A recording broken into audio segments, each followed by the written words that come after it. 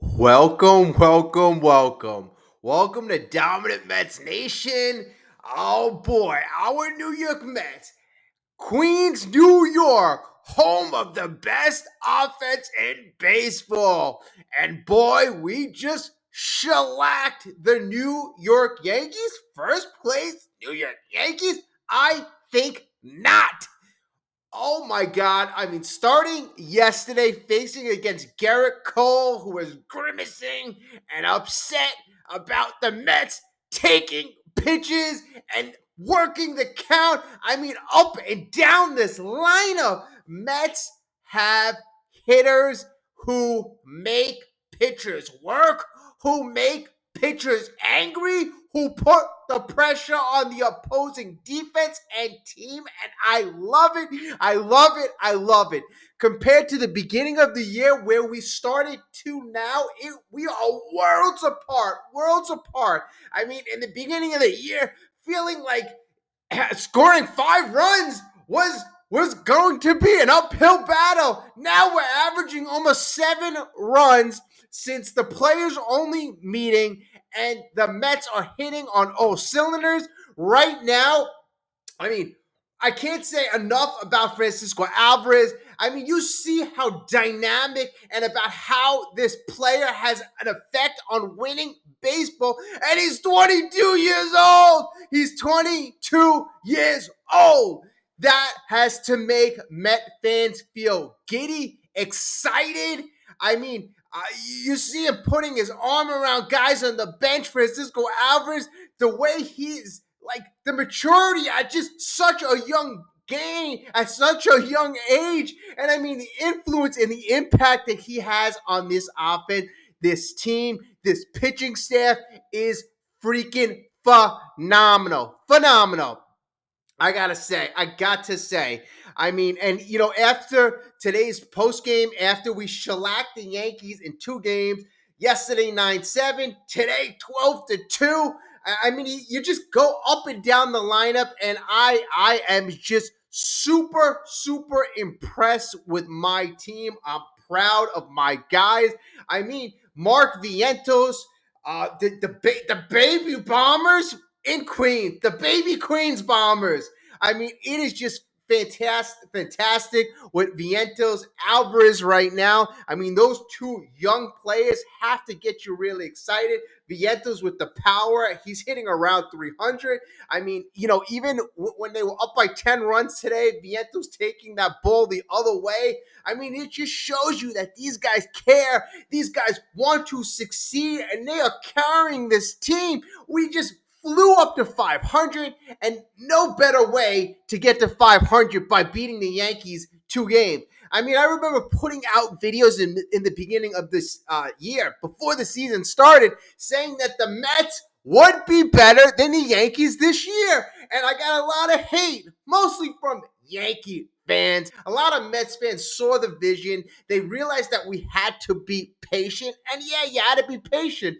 But I mean, if you look at the Yankees lineup, and this is what I was talking about in the beginning of the year, besides Aaron Judge and Juan Soto, there's really not much there, as opposed to the Mets lineup, who are deep throughout. You got Harrison Bader, the ex-Yankee, at the bottom of the lineup, playing Gold Glove defense in center field, and he's hitting the ball. He's hitting the ball. I mean, Luis Torrens comes in for Francisco Alvarez. I mean, he's looking good.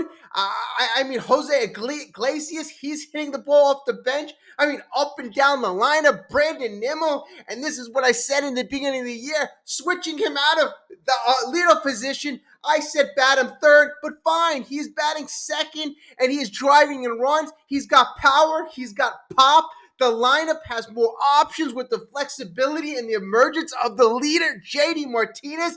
There is so many damn reasons to be excited. I mean, I'm just out of this world right now. I'm out of this world, and like I said, the Yankees right now. I don't know. If I'm a Yankee fan right now, I am upset. I am really wondering what the hell is going on with my team. You look lifeless. You look pathetic. I know probably the pressure going into this series was more heaped on the backs of the Yankees, but you know what? You're a first place team. Your aspiration is to win the World Series. You put all your chips in the middle of the table. You got Juan Soto. You gave up a whole lot of prospects. The Mets don't have that type of pressure because David Stern took off the pressure, essentially. We didn't sign big name free agents. We have a bunch of money coming off the books. And if anything, this 2-game series so far was basically, in my opinion, almost like a debut or an interview for the services of Juan Soto. Which team would you rather be? The team that has young superstars in Alvarez, in Vientos, guys who are really having a good time winning. Nimmo's going to be here for a long time. We are building that core around our young youth.